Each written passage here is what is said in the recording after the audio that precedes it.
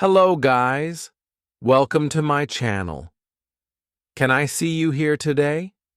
This is crucially simple and just as important. Do you find yourself in a situation where you want to say something in English, but say nothing? Maybe the words are in your mind, but they won't come out. You're tongue-tied.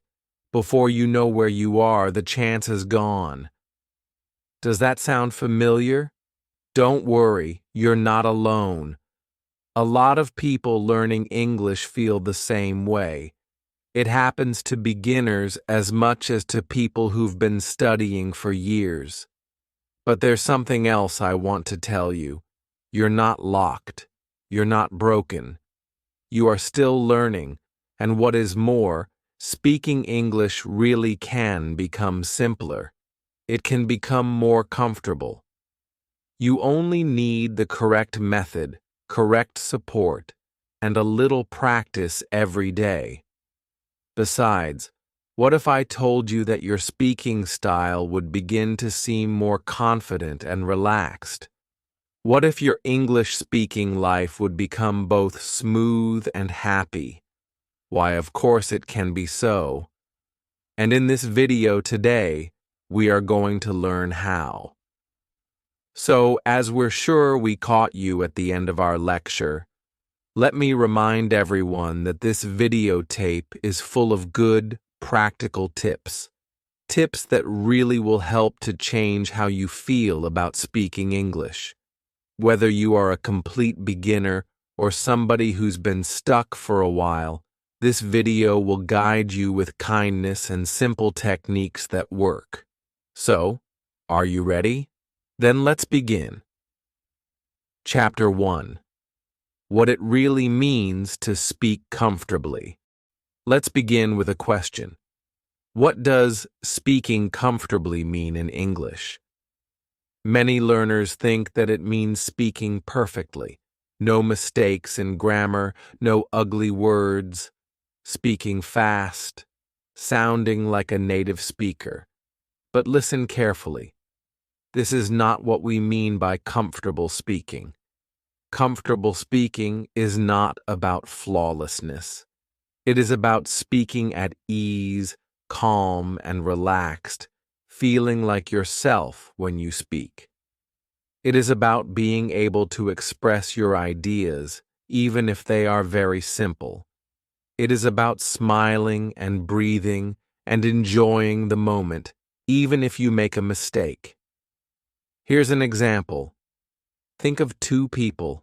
The first person speaks quickly, uses big words, and feels very nervous inside. His hands are shaking, and his voice sounds as if it might break at any moment.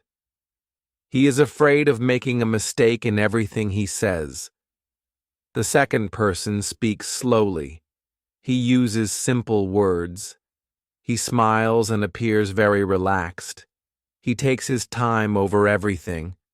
He enjoys talking. Now I ask you, which person looks more comfortable? Obviously the second one, right? That is the goal. That is what we are aiming for.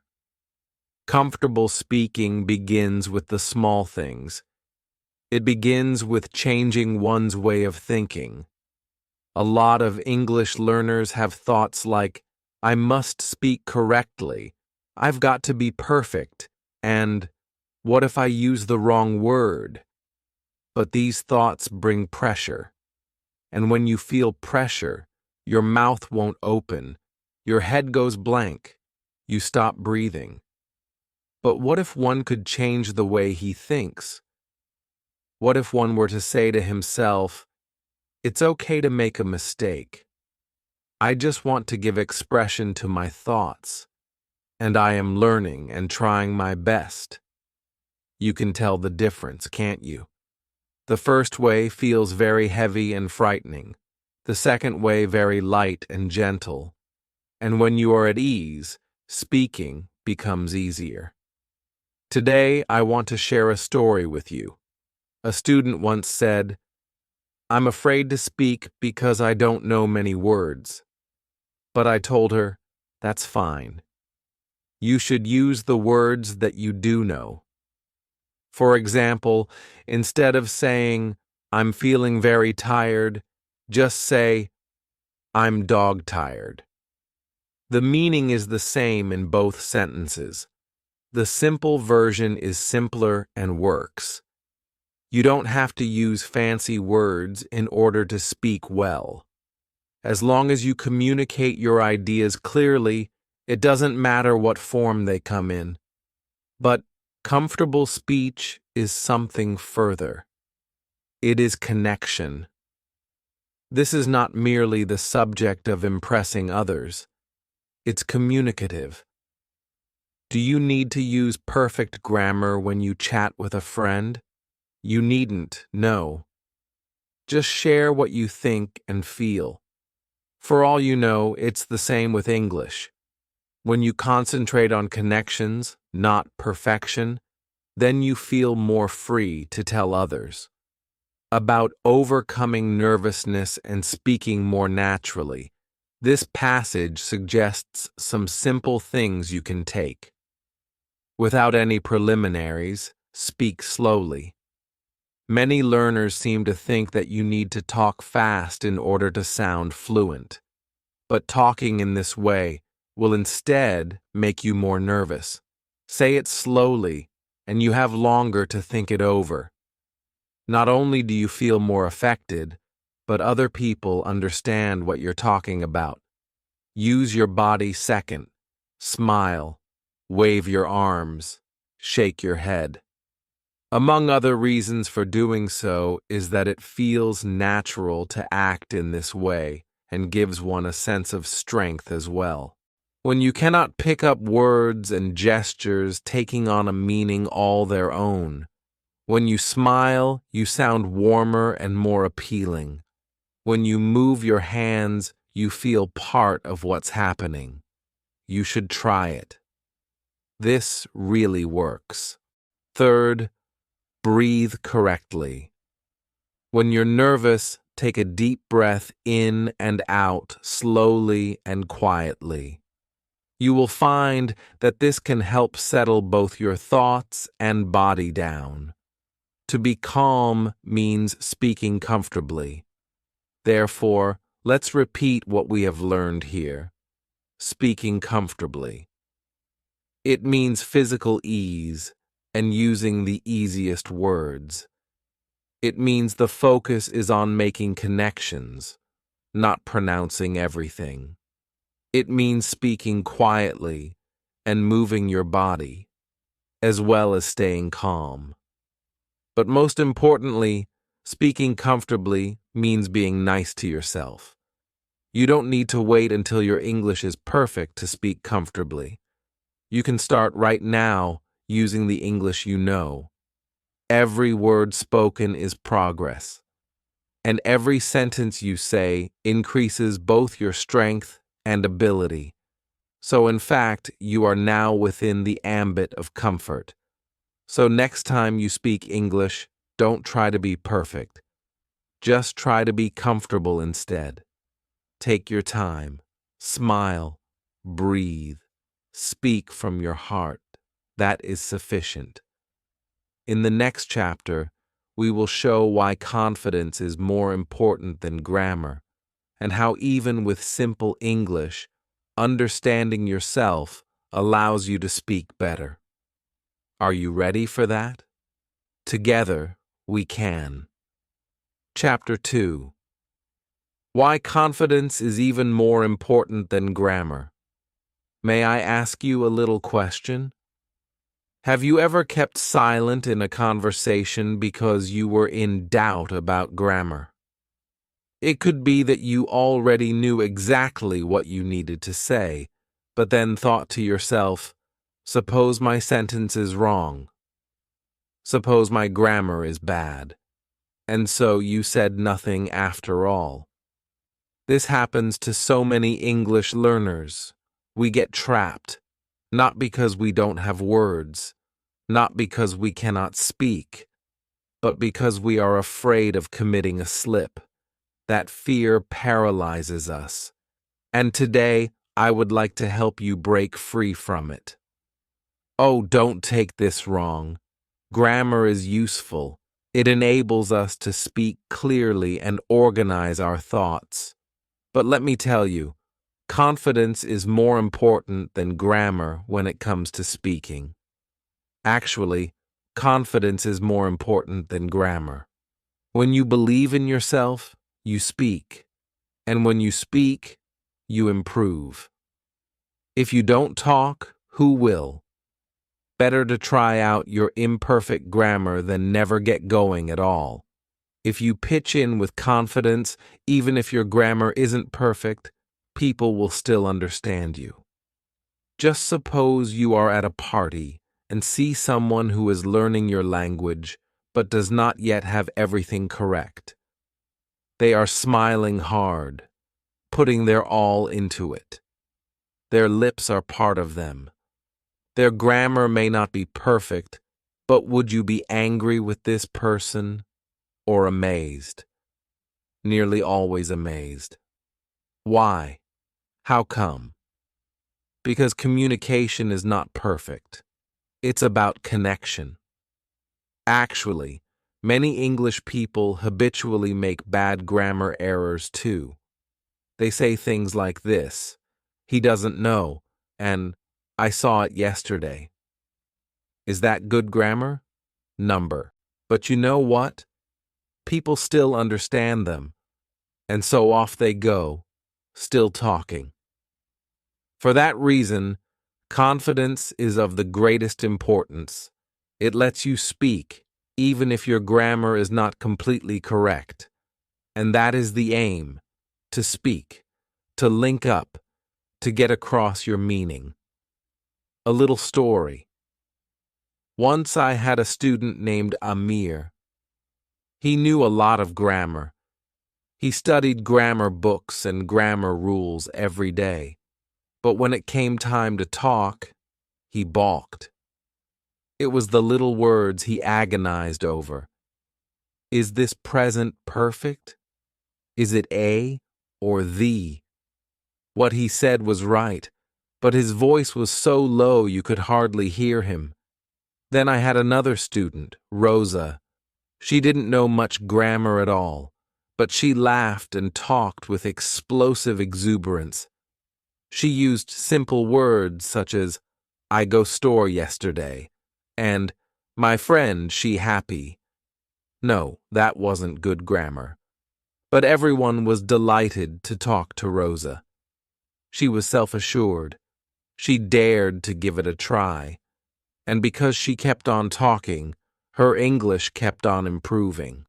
How do we build confidence? First of all, it's not like opening a can of beer. It is simply some little methods. Now let me explain how you can increase your confidence. Is it the first thing to cheer yourself on? Be nice to yourself. When you are trying to speak, say, nice one. Even if the sentence is not perfect, it still means that you are taking a brave step. You are performing an act of learning, which should make you feel proud. The second thing is to enjoy your small victories. Perhaps today you spoke one sentence, and tomorrow maybe two. Maybe also you have ordered some food in English or said hello to a stranger. All these are victories. They may seem trivial at the time, but they all represent steps forward for you. Every small step helps to make you more confident. Third, place confidence in your ability. Believe that you can get better. Confidence isn't that you don't feel scared. It is that you feel frightened but still do it. And every time is different. Now on to the really big topic, speaking without making too many mental notes of what to say. Sometimes thinking too much can actually make it harder for you to speak. Your brain begins to worry about grammar, about pronunciation, and about the organization of the sentence. And before you know it, it says nothing at all. But speaking freely, without overthinking things, You begin to speak more naturally. You focus on the message, not the grammar. That's authentic conversation for real. Think about children learning to speak. They don't read grammar books about it. They simply speak. They mimic others. They play. They attempt. And guess what? They learn. You can do the same. Try saying something even if it's not ideal. Try saying things like, I want, or I go to, and voila, you have a complete sentence. Don't hold yourself back. Don't constantly look for the ideal sentence. Speak from the here and now. It's okay to pause. It's okay to make mistakes. Just keep talking. And a lot of the time, simple English is the best. People don't want long, complicated sentences. They just want to know what you think, how you feel, and what you want to say. So your new way of thinking is, I don't need to be perfect. I only need to be brave. Remember that every day. Next, we'll look at how to create a safe and supportive space to practice speaking as we move into the next chapter. A place where you can try, feel free to speak, and grow little by little. Are you ready? Then let's carry on. The third chapter, the small, daily habit. That makes a big difference chapter. Let us start with some simple truth. It doesn't need a fancy program to enhance your oral English skills. This chapter reveals some simple, hands-on habits that can greatly improve your English. Everything here is for people who are just starting to get the basics. At the very least, first, let's say why these small habits are so important. Have you ever seen how a small plant grows up? It gets a little bit of water every day, enough sunshine, and the right care. At the start, the scene happened and completely changed. But with time passing by, the plant grows incredibly strong and then taller. This goes for speaking English. Regular care lets your confidence grow. Not all at once, but many slow little steps are coming from one powerful habit softly after another. The first habit I was about to introduce to you, speaking English online. Of course I do. You can speak for yourself. This is when you are all alone anyway. In this way, it's easy to get some practice without any partner or lesson plan involved. Just go ahead and say something. Everything is fine so long as no one is there listening. Everything you say will be forgiven. Granted, for example, in the morning you can say, I'm brushing my teeth now, or I feel sleepy today, or even, it's time for me to go to work. These small English phrases said every day, little by little, will help gain practice keeping up with it. And the good thing is that you're all using actual life experiences apart from any teaching material. So here's the second habit. Talk about your actions. This one is enjoyable and useful. All day long, as you're doing things in English, say them aloud. If you make yourself lunch, say to yourself, for example, now I'm cutting the carrots. On second thought, I'll let them cook. What do we have here? Dirty dishes. Who's going to wash them now? You don't need much in the way of long or sophisticated sentences. Quick descriptions suffice. The more of this you do, the greater fluency you will gradually develop.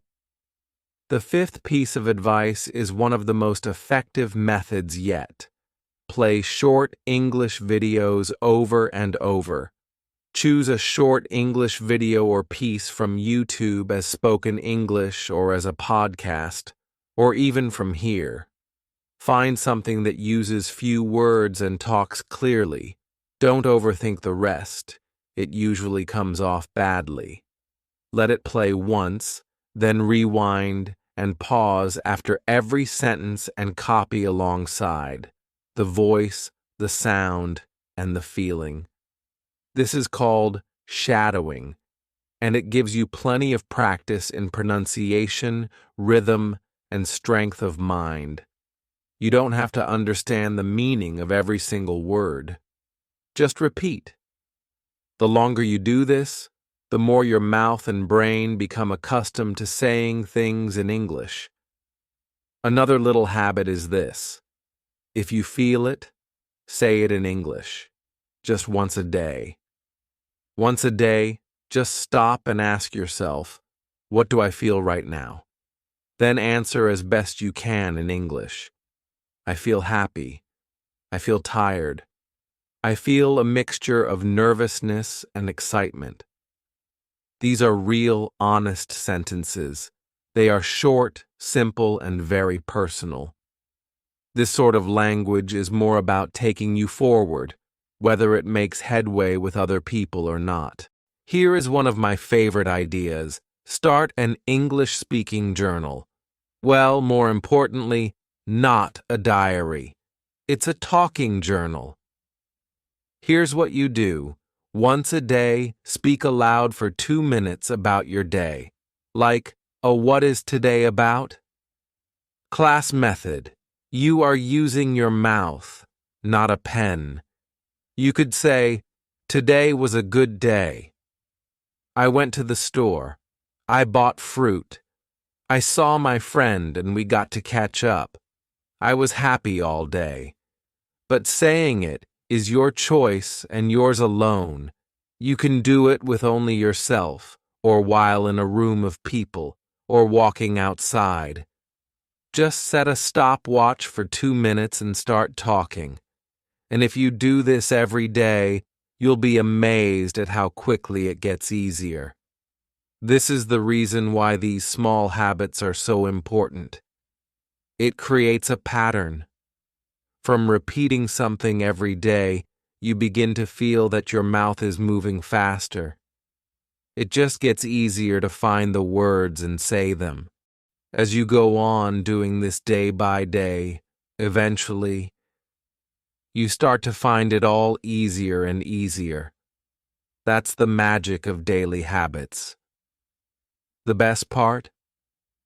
I know. These habits are not something to be afraid of. You don't have to go to a classroom. You don't have to speak to strangers. You are simply practicing with yourself in a safe and quiet way. I would like to add 2 things. You do not need perfect grammar to start. You can speak slowly and still be correct. You only need to begin speaking, even if in some small way. Doing any of these things is progress. 1 sentence a day, or even just writing 2 or 3 minutes in your diary every morning. Any repetition of a video line is progress as well, all of which makes up small improvements in the end. Now here is your challenge for today. Pick one of these tiny habits and try it once after you finish this video. Only once. Speak 1 simple English sentence to yourself aloud. You'll feel a tiny bit of confidence. And if you do that tomorrow, the day after that little spark will blossom into something spectacular to view. In the next chapter, we'll talk about how to create a safe and friendly environment where you feel supported when speaking. Because yes, feeling safe is a big part of feeling confident. Are you ready to keep going? Let's do it. Chapter 4. Establishing a safe environment for practices. This term, a milder question, is open. Have you ever wanted to speak English, but something inside tells you this is too great an opportunity for you? No. What if I were wrong? Maybe your heart began beating quickly and powerfully. Maybe your hands felt cold. Maybe you were afraid someone would laugh or look at you strangely. If you have felt this way, you are not alone. Many learners of English feel nervous when speaking. They don't feel safe. When we don't feel safe, it's very hard to practice. That's why this chapter is so important.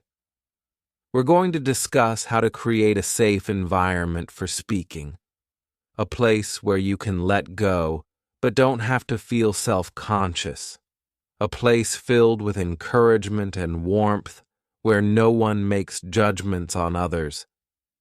Because the truth is, you don't need a big classroom or a native speaker to improve your English. What you really need is a site that feels like a safe kind of milieu. Speak with kind people, because that's the first idea. If they are your family, a little more patience is needed. A friend who is also learning English, or someone who listens but does not correct every word for cases. He didn't even answer to be a teacher with a red pen. He simply smiled and said, "I understood what you said. Well done. This is a very good job." Speaking with kindness means that you have brought many benefits upon yourself. It means you test new things at the same time. This is real learning. But what happens if you can't find anyone like that where you live? Don't worry. There are more attractive choices still. Here's the second idea. Join some friendly groups for beginners on the internet. There are many English-speaking groups on apps and websites, and on every type of platform you can think up. Some are free of charge and open to anyone who wants to practice. Others are explicitly aimed at beginners only. However, in a group like this, everyone is learning. Everyone makes mistakes. And everyone is ready to cheer each other on. No pressure, no face loss. Look for a group that says things like friendly, beginner, or practice together. You will likely find that most people in the group are just like yourself, kind, nervous, and eager to improve their abilities. Next, let's say one of the safest places to practice is by yourself. Yes, just by yourself. You can speak English to a mirror, to your pet, or even to a plant or object in your room. At first, these may sound a little bit silly, but they do help. When no one is watching, you feel at ease. You can be lighthearted. You can try new ideas. Your voice can be gentle, can make mistakes, and can laugh. Gradually, the fear will be gone. They overlooked that here. All at once, stand in front of the mirror, smile, and say, "Hello, how are you today?" Then answer yourself, "I'm fine, a little tired, but happy." Every day, do this for 1 minute. It's small but mighty. Another option is to have a teacher know your level and work with you in group classes. Some teachers are high-level experts but forget what it feels like to be a beginner. Others remember the fierce grace and need for gentle encouragement precisely where fear still remains. These are the teachers you want, the ones who smile when you say a word, who listen more than they correct, who helps you feel brave, who makes you feel good inside. If you find a teacher like that, cling on. These people can help you to grow in safety as well as fun. Finally, let us talk about one thing that is also essential. You can establish your own places for contact in the home. Here's how. The place that you like to relax in, every day you must journey there. Make it your English corner. Notebooks, noises of joy and happiness, and all manner of small items that can make the heart feel at ease. A soft light is perfect. Line the wall with love-filled post-its, like this. It's okay to speak slowly. A wrong answer is better than no answer at all. That tiny little corner of freedom becomes your own special space. A place to feel English is warm and not intimidating. Most important of all, be kind to yourself. The voice that makes us afraid doesn't always come from outside. It might be inside, where it says things like, "You're not good enough. You sound silly. Don't try, because you'll never make it." That voice is not your friend. You do not need it. Then just talk to yourself as if you were talking to a friend. Say to yourself, "I'm doing my best. It's okay to be slow. I'm proud I'm trying." When you speak gently to yourself, your mind also becomes a gentle place to live. Therefore, remember, a safe environment isn't just a room. It's a state of mind. The feeling that it's okay to try. The feeling that it's okay to grow slowly. The knowledge that you aren't judged. You are supported and you are deserving of that. Now, before we go any farther, I want you to take a good, deep breath and say something with me. I don't have to be perfect. I just have to be myself. Good. In the next chapter, we'll learn how to turn our mistakes into lessons and even into confidence. Mistakes are not the end. They are only the beginning of true learning. Are you ready? Let's go. Chapter 5. How to deal with errors without fear. Every language learner worries about something: making mistakes. Mixing English with your mother tongue? Of course you are. You're just learning. Or haven't you ever seen kids playing soldiers and shooting each other? None of that military language. It's all noun left or verb left or whatever. I have an old BBC clip for you to practice like mad, so that should take care of your noun left problem. But when you do speak in English, do you feel embarrassed? Like the world wasn't normal? Maybe you forgot a word.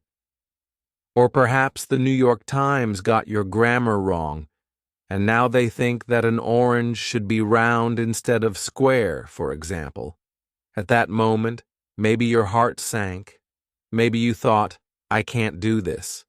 Maybe you promised yourself, "Next time I'll be quiet." If it happened to you, please remember that you are not alone. Every English learner, every single one, felt this way. And do you know what? Even native speakers make mistakes when they speak. Sure, they forget words. They start a sentence, then change it halfway along. They say he when they mean she. They hesitate, pause, and then say, "Oh wait, let's try that again." So if they can, so can you. In this chapter, we're going to change your perspective on mistakes. We'll show you how to welcome them instead of being afraid. Because a mistake isn't failure, it's bravery. That means you tried, and trying is how we grow. Let's try this thought. Mistakes are normal. Think of a baby learning to walk. Does the baby fall? Yes, many times. But does anyone say, "You're bad at walking"? No. Everyone smiles and claps, saying, "You're doing great." This is what you are doing with your English. And it's just like learning to walk. So when you make a mistake, don't say "almostia settle." Say, "Look at me, learning." Here's the simple truth. If you're not making any mistakes, then you're not learning fast enough. Real learning comes from practice. Practice is always a bit troubled. with one or two things going wrong. It's the only way to learn. Well, let's now present how to handle a mistake when it happens. Imagine, for example, that you are talking and suddenly you use the wrong word, or your phrases don't seem right, or else you stop because it's just procedures to finish a sentence. Take a deep breath, smile, and choose one of these friendly expressions. Let me try again. Whoops, I meant to say, sorry, I can't think of the word. If I wanted to say, not that, but this. These expressions are like small tools. They help keep you calm and going. They let the listener know you are thinking, and most people are happy to do that.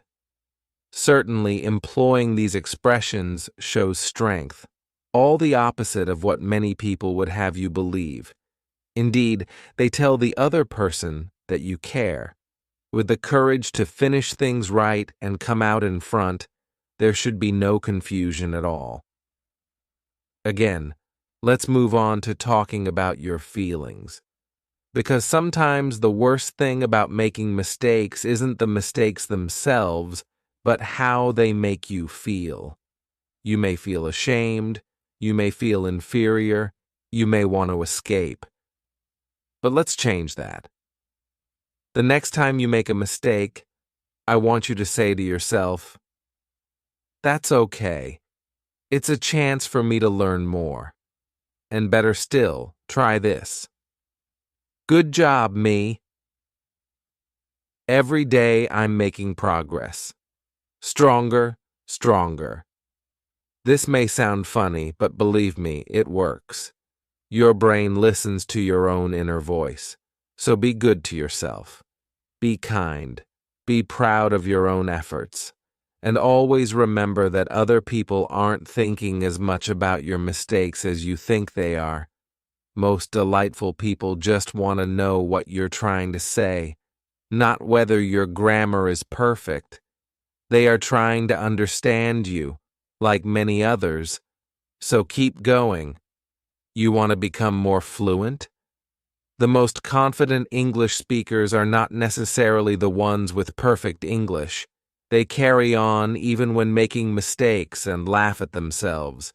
It is a way that anyone can learn to be. Try this simple exercise. Take a recent mistake you made in spoken English instead of feeling sorry about it. Record it in your notebook. Then jot down what you can learn from it. Here's one example. I said, he go, instead of he goes. Now I know that in the present tense, there's an S. The word for comfortable just slipped my mind, but I used my hands to show it. And she got the idea anyway. Can you see? Any mistake can be a teacher. So from now on, let's institute a new rule. Mistakes equals progress. Say that with me. Mistakes mean I'm learning. Mistakes mean I'm growing. Mistakes mean I'm brave. Beautiful. In our next and final chapter, we'll talk about how to keep going, even when progress feels slow. You've come so far already. Let's learn how to keep that energy and motivation alive. One little step at a time. You're doing great. Let's go on. Chapter 6. Change every conversation into confidence. Here we are, the last chapter. I am very proud of you for coming this far. In speaking English, you have learned a great deal about how to feel comfortable. Now I will show a method where you could take all of that knowledge and make it real confidence by turning each conversation into growth. You see, each time you speak English, that is a victory. It doesn't matter if it's just one word, one sentence, or a short hello. Each little conversation means you're moving forward and closer to the day when your journey will be done. Let me ask you a question. Have you ever smiled after saying hello to someone? Maybe to a store worker or a neighbor, or asked for the time in English? These little moments are even more significant than they appear. Every time you speak, you improve your skills, build your courage, and prove that you can do it. Powerful, even if your sentence is short or simple. Maybe you say, "Good morning," or "Thank you." Maybe you ask, "Can you help me?" These little phrases open the door to real conversations. They tell us that speaking English is not just possible, but also entertaining and profitable. So here's a secret. Start small. Don't wait for a long, perfect conversation. Just start with the easy moments. Say hello to someone. Ask a simple question. Practice ordering your coffee in English. These small chats build your confidence one piece at a time. And here's something important. Celebrate these moments. Yes, celebrate yourself. After a conversation, give yourself a little clap or a smile in the mirror. Write down what you said in a notebook or on your phone. This helps your brain remember success, and it gives you motivation to keep going. Gain your confidence slowly over many tiny wins, rather than through one big, perfect moment. Let me give you an example. Imagine you're at a market. You see a fruit you would like to buy. You say, "How much is this?" The seller answers, and you thank him. Maybe you don't understand everything, but you try. That is a pure, golden moment. You have spoken English. You have connected with another person. You have had the courage to do it. And next time, it will be easier. Spent. Ultimately, these small conversations grow into great affairs. Instant silence. Your words come faster. You won't feel so great a tension. Speaking English will be a part of your daily life. That's the aim. One can learn to do it anywhere, be it at home, at the computer, in the park, or through the internet. Everywhere you go, there's a chance to speak and listen in English. I'd like to ask something of you as well. I want you to take a simple oath. Today you will say one thing in English. It might be hello, thank you, or just any short sentence that makes you comfortable. One thing can only be that one sentence, and if you do it, then remember to feel proud. It's a victory, for that sentence alone is proof that you are growing, learning, and becoming more confident. You are not alone on this voyage. We are all learning together, and every time you speak, you motivate others who are still learning. So many, my friends. Thank you for sticking with me through to the end of this video. I hope this has prepared you to speak English with more and more enthusiasm. Remember that skill comes with habit, practice, patience, and practice. If you found today's video helpful, please don't forget to subscribe and like my channel. Share with us your accomplishments in English speech down in the comments. The stories of your successes are what'll excite me. Your backing helps me make more just like this one, full of pointers and fun. Keep on talking. Keep on smiling. Keep on growing. I'll bet you $1,000,000 that you are a rock in my next video. If you've made it to the end, give yourself a big smile. You've just taken a powerful step toward speaking English with more comfort and joy. I hope you feel more confident, relaxed, and ready to practice speaking every day. And remember, big changes usually come by small steps. If you found this video helpful, please like, subscribe to the channel, and post in the comments your thoughts. What small step to speak will you take today? Your journey is special, and I am here with you all the way. Until next time, keep on smiling and keep on speaking.